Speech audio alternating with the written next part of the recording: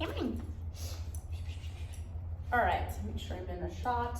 Sorry I haven't gotten a video to you guys earlier. I have been, not as aggressive, fighting off the flu. So I just got my voice back yesterday. So I wasn't making any videos because I literally couldn't talk. Clover is doing very well. She's having a blast. She's getting along with all the dogs here. Last week we really focused on establishing a marker system for her. So a marker is a word, or it could be a sound, that marks a moment in time that we like what she's doing. And for her, that's going to announce the arrival of a reinforcer or a food or whatever. So first we had to establish that connection.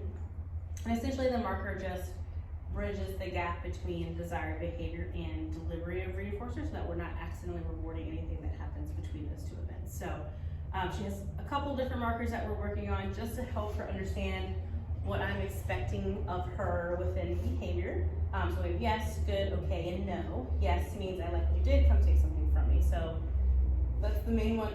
Excuse me, that's the main one that I'm using to shape new behaviors, just because I can do it pretty quickly. She shows me something that I like, a yes, I pay her, and then we're done. Whereas good and okay, those are going to be our duration markers. So if I lure her into a behavior, or now I'm asking her to do a behavior, when I say good, I'm saying that I like what you did, keep doing it. So when I pay her, I'm going to bring the reinforcement to her. And that way I can build value in her remaining in behavior, and then okay, that's going to be the release word. So in order for good to mean what it means, we have to make sure that we are releasing her out of behavior. And then no comes in where if if she comes out of behavior before I ask her to, no just tells her that she's doing something wrong and I want to put her back into behavior. So I really want there to be that follow through of you have to keep doing this until I release you. So right now I'm paying pretty consistently as far as rewarding her.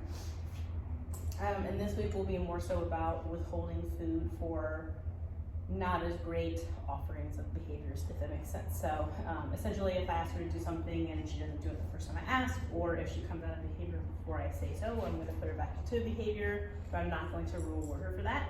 I'm going to release her and then start the cycle again so that she can have a second go at it. So I'm just going to play around with her a little bit in the video. I don't have a lot of data on my phone, so hopefully this doesn't shut off. It's been doing that every video and it kind of just shuts off in the middle of recording. So hopefully we get through. Place. Yes. So that's the example there. I want her to come and chase after my hand. Girl versus place.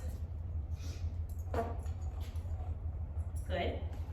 Implies that I want her to keep doing that. I'm just getting her used to in duration, things happening around her. Good.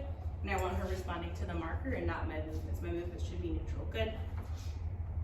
So when I use that marker, good, it happens before I actually go reach into my hand to pull out treats or anything like that. Okay.